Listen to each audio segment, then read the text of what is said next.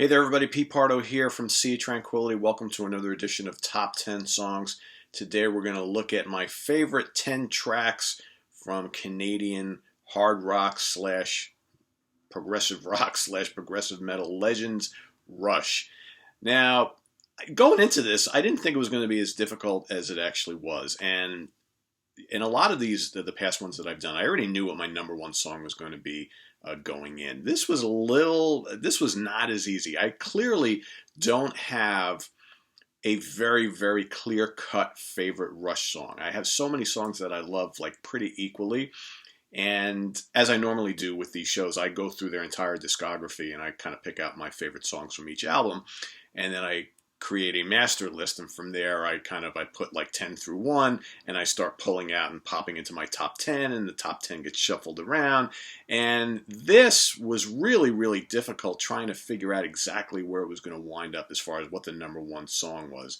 And I will tell you straight out that I think that this list could change fairly regularly.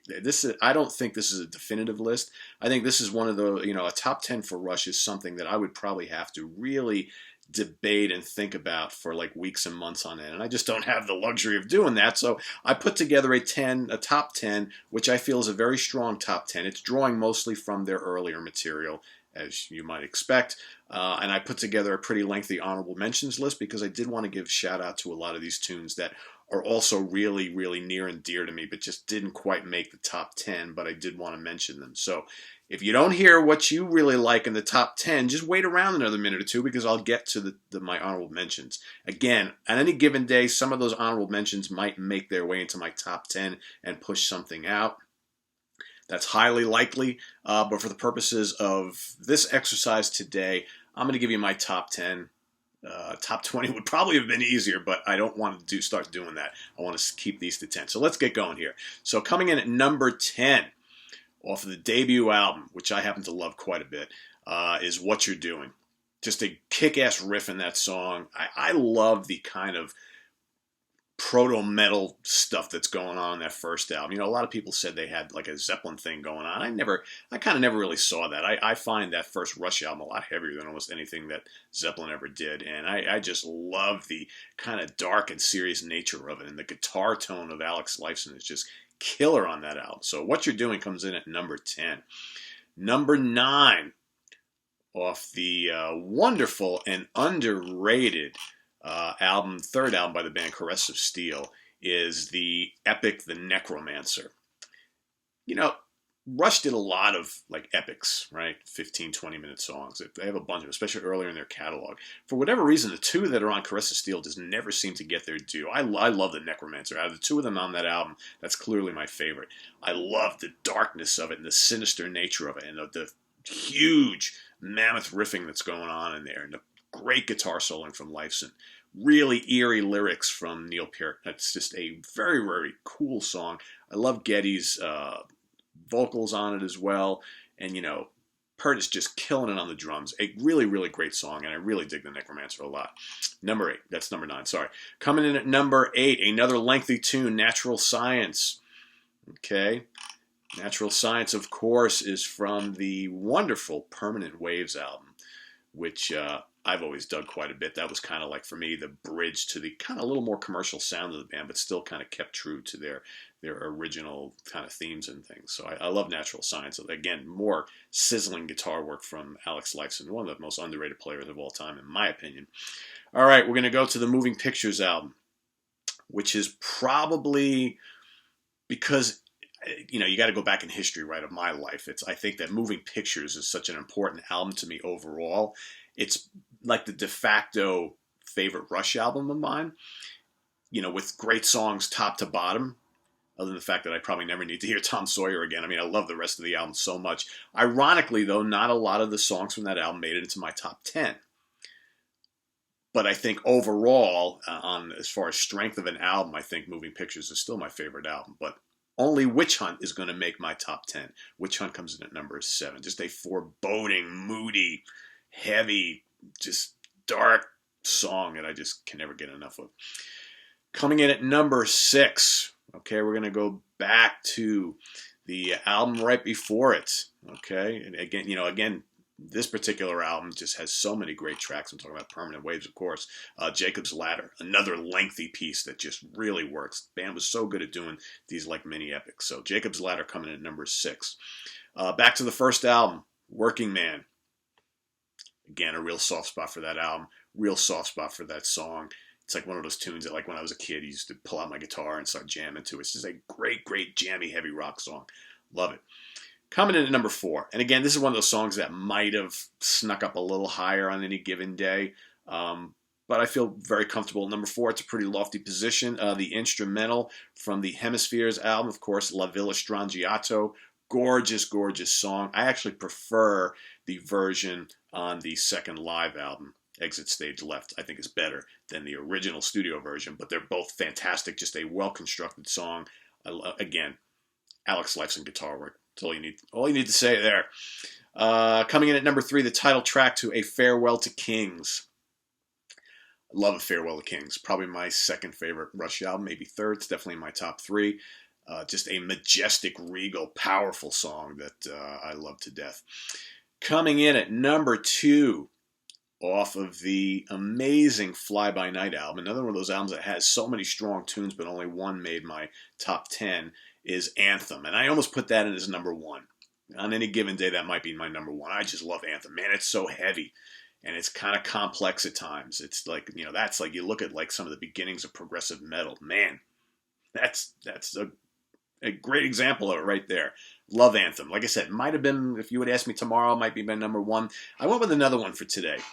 Okay, and this is another track that really speaks to how well this band could create like really epic compositions during that time period.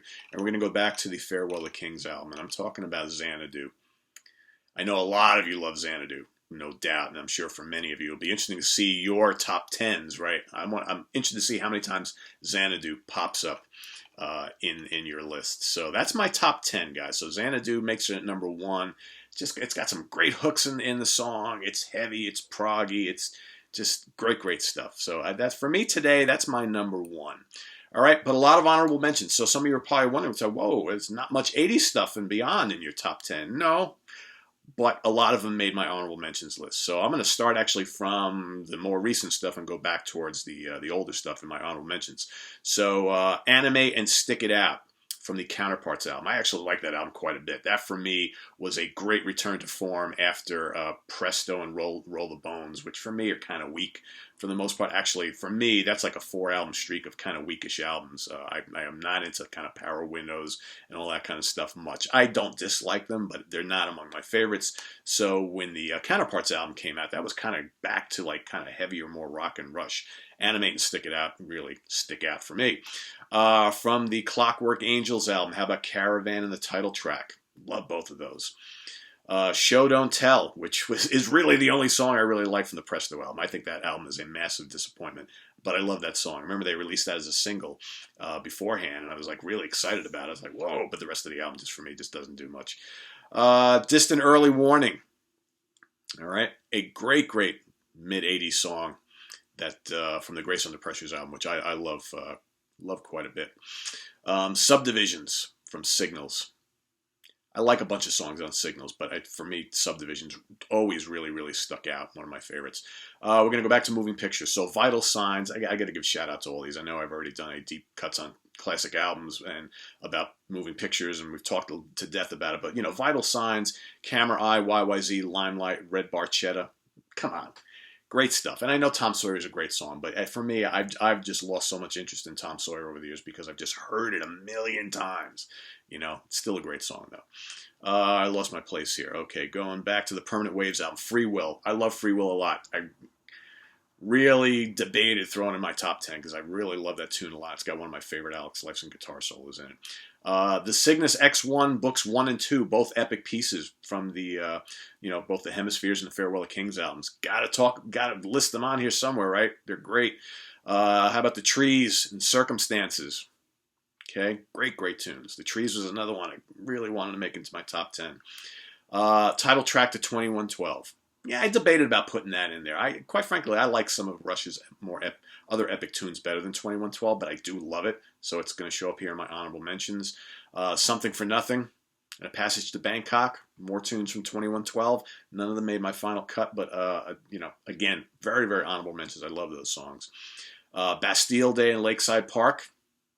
Okay, great early stuff. The Fountain of Lamneth. Okay, I like that a lot too. Another great epic. Another mini epic by Torn the Snow Dog off the Fly By Night album. Great, great song, which I think I might like better on the All the World's a Stage live album. Powerful on there. Title track, Fly By Night. Love it. Best I Can, another great song. Beneath, Between and Behind. Another fantastic early song. Here Again off the first album. And how about Finding My Way, a kickoff song off the first album. Another good, really rocking tune. So that's my honorable mentions for Rush. Let's count down the top 10 again, starting from number 1.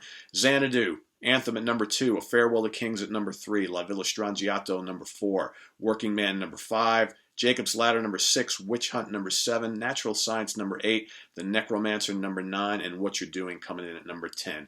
Again, my top 10 may change a little bit here and there if you were to ask me this a month from now, but for today, that's what I'm going with. I think it's a pretty potent top 10. But man, Rush has so many great songs. It's really hard to just pin it down to 10. But that's what we're going to do on this show. We're going to keep it to 10. So make sure to visit us on the web at www.seatranquility.org. We're on Facebook. We're on Twitter. Of course, we're here on the mighty YouTube as often as possible. Stay tuned for more top 10 songs. We've got some more deep cuts on classic albums. Hoping to do the Judas Priest history of this week. Chris Allo and I have been really struggling to get our schedules to come together to make this happen. I'm planning on a Grand Funk Railroad history of as well real soon.